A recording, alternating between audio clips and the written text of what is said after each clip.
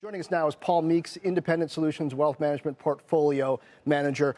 Paul, it seems like in a way it's not the big tech names that you're worried about so much as perhaps tech overall in this environment based on how far it's run? Yeah, you think about the last couple of years, the tech sector is measured by the XLK Tech ETF has gone up 40% back-to-back years and was having a pretty nice rally before things caved in recently. And I think that even though the Nasdaq's down 7% in the last couple of sessions, the last time we had this nastiness, which was triggered by a threat of inflation and rising rates, was back in the fourth quarter of 2018. And in that particular quarter, tech stocks went down 24% on average before they rallied. So I'd like to be bullish about my sector, but I think it's too soon to do that. But of the names that you're relatively feeling good about, I see Facebook and Alphabet on the list. So does that mean that we shouldn't worry so much about the regulatory stuff, maybe even in light of what we saw out of the EU this week, Vestiaire kind of getting told to back up a bit by the courts on some of those fines? It's an excellent question. I do think we need to be concerned not only about regulatory action abroad, but here in the States. But as we saw with the last quarter and the outlook for both of those two companies, man, we have a real nice tailwind with digital advertising. And I think that'll trump all. And of the FANGs, those two are my favorites. The other ones, I'd probably stay away from.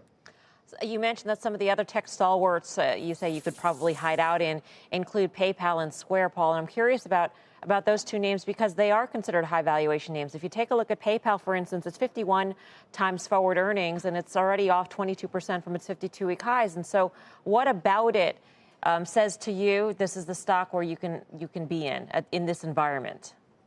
Yeah, I don't think those are necessarily hiding stocks, but I think what we saw in their most recent quarterly reports that they are nice indirect ways to play crypto. And I know since Elon Musk was on Saturday Night Live last weekend and what his comments were following that, crypto has been in a swan dive the last couple of sessions, but it'll return and these will be nice ways to play. And I think Square is particularly attractive. Square's down 4 or 5% today. And unfortunately, it's broken 200-day moving average support, so it could go down more. But Square and PayPal, those nouveau pay processing companies, I think will be good investments, almost regardless of valuation. And quickly, Paul, if reopening is happening a bit quicker than some expected with the CDC, are there tech names that might benefit? I think so. Most of them are not necessarily your pure tech names that you and I know and love, but some of them are more communication services and telecom bent. Think companies like Crown Castle with the telco REITs, Akamai, TE Connectivity, Corning. These are some kind of modest tech companies, not aggressive tech companies, definitely not cloud computing companies, but should do well and be reasonable place to hide as techish names versus pure tech names. Shepard Smith here. Thanks for watching CNBC on YouTube.